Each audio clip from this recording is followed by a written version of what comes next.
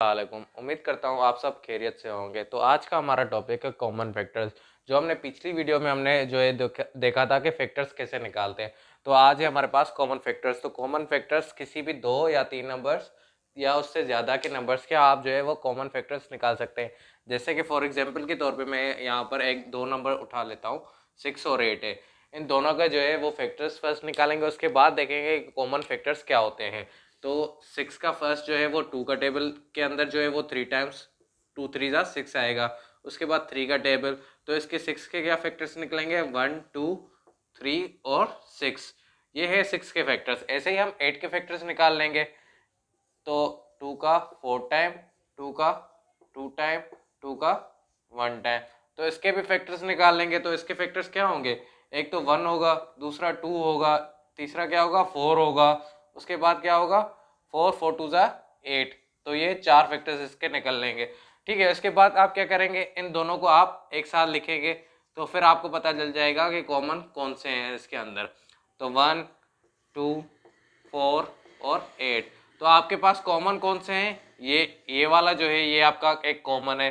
दूसरा ये क्या है, इसके 2 कॉमन फैक्टर है। तो कॉमन फैक्टर क्या होंगे इसके, कॉमन फैक्टर को CF भी आप लिखते हैं शॉर्ट फॉर्म के अंदर। तो आपके पास 1 और 2 जो है ये इसके इन दोनों के कॉमन फैक्टर है। ऐसे आप किसी भी 2 या 3 नंबर्स के आप जो है वो कॉमन फैक्टर्स निकाल सकते हैं। तो दूसरा हमारे पास एग्जाम्पल है 10 और 12 के जो है वो फैक्टर्स। तो 10 और 12 के फैक्टर्स क्या निकलेंगे, तो 10 और 12 के फर्स्ट हम फैक्टर्स निकालेंगे।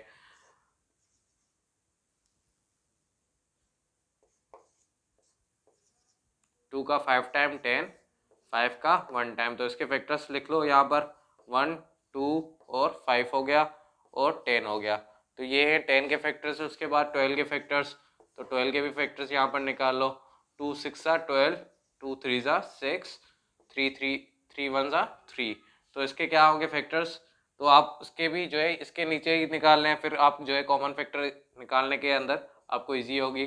तो 1 है, 2 है, 3 है, 4 है इसका। अब देखो कैसे मैंने लिखे 1 2 3 4। तो ये देखो फर्स्ट हमने जो डिफरेंट होते हैं वो लिखते हैं। फर्स्ट तो 1 तो हर किसी का कॉमन फैक्टर होता ही होता है, तो 1 लिखा। उसके बाद क्या है 2 है तो मैंने 2 लिखा, ये भी 2 है तो ये एक ही बार ही लिखेंगे। उसके बाद 3 है तो 3 लिख दिया।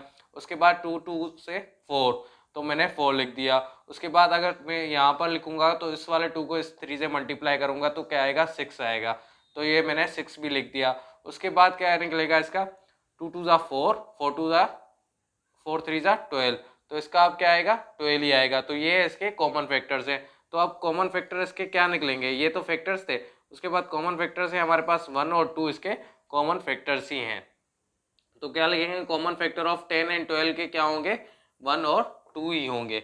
ऐसे ही ये तो हमारे पास कंपोजिट नंबर थे तो इस वजह से। अब हमारे पास यहाँ पर 3 है प्राइम नंबर्स। तो प्राइम नंबर्स के फैक्टर्स जो है आप डायरेक्ट भी लिख सकते हैं। जैसे कि 13 है तो 13 का क्या निकलेगा 1 और 13।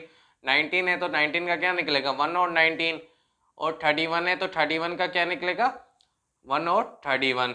तो आप जब भी कॉमन फैक्टर निकालेंगे प्राइम नंबर का तो उसका हमेशा ही 1 आएगा। तो कॉमन फैक्टर जो है वो हमेशा प्राइम नंबर का 1 ही आता है। तो ये आपको दिमाग में बिठा देना है कि मतलब कि आपका जितने भी प्राइम नंबर्स होंगे उनके जो है कॉमन फैक्टर वो हमेशा 1 ही आएगा। लेकिन जो कंपोजिट नंबर होंगे तो उससे उसके फैक्टर्स जो कॉमन फैक्टर्स होंगे वो भी डिफरेंट आएंगे, यानी वो 2 भी हो सकते हैं, 3 भी हो सकते हैं, 4 भी हो सकते हैं।